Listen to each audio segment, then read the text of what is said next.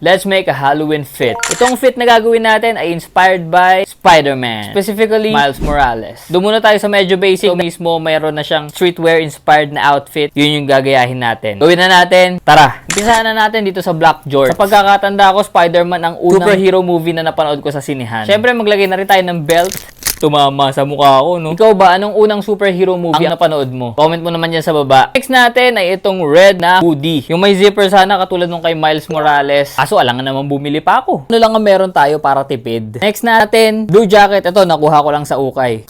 Ayan na, nabubuo na, boss. Next natin, para sa shoes. Actually, naka-red shoes na tayo. Wala rin akong Jordans. Okay na rin naman to. Try natin tong Puma Speedcat.